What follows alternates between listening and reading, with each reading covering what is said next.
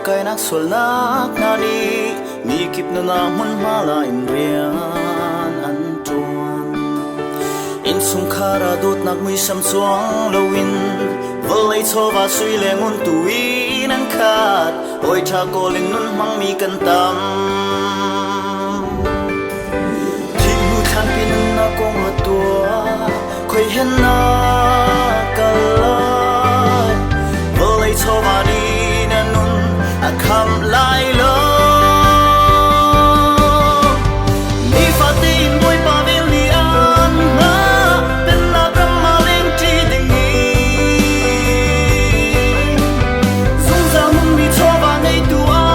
si a to ta ka ri khiam lo nang za mun a boy pa tin long a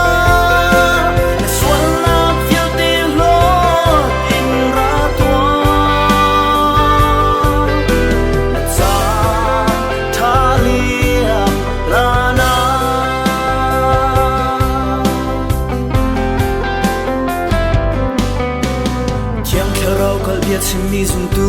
kan tam ma le ma I pathian nak song an kar kan nun dan tha te in ruat u si pathian a chun nang le kai u nau kan si tot nak lung in khat le khat I bo mu si pathian pen nak ram kan phak tiang in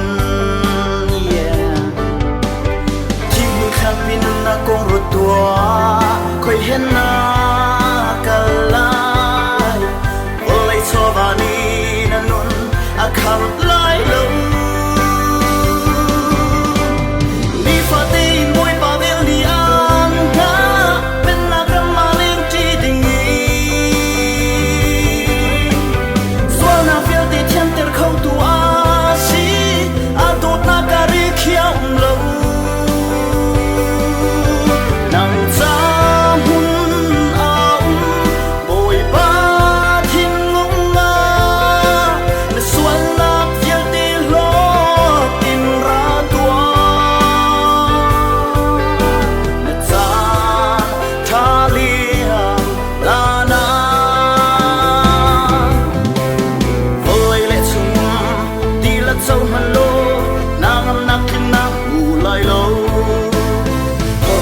Lắc dây âm lâu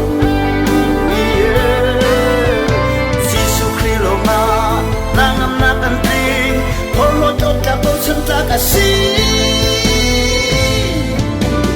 ni fa te moi pa vil ni an na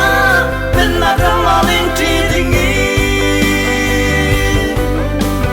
zung za hun mi cho ba nei tu a si a to ta ka ri khiao